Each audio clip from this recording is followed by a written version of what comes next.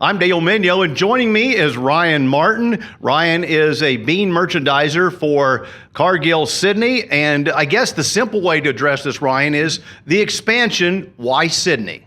Great question, Dale, and thank you.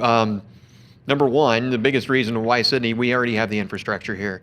The plant's already in place. By and large, the supply chain is intact and it's already established. So it made a lot of sense. You've also got a great row crop growing area for the region.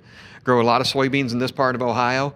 And then last but not least, you've also got a tremendous livestock sector that we can get rid of the soybean meal. Ryan, as we look to the bean, really it hasn't changed. We crush beans, we get meal and oil. So the part that the expansion's about is capacity and markets.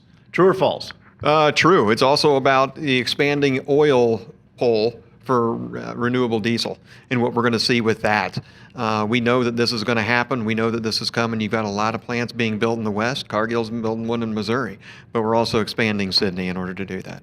As I understand it, Sidney's oil may actually stay a lot closer to the food chain. It's the other facilities you've been pulling oil from that may do more in catering to that renewable diesel market.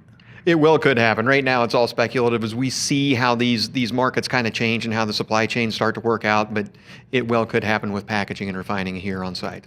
You said you had the infrastructure. What all infrastructure are we talking about that makes this work? Well, number one, we've got rail access already established. We've got the tracks built.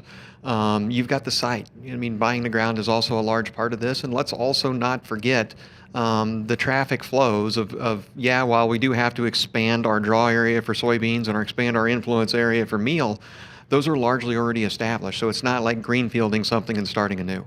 So what do you think the draw will be on beans? What's a realistic target area as far as either minutes or miles in drive? Man, it depends on the crop year and all that, but it feels like 30 to 60 miles is what we've got to expand versus what we're doing today.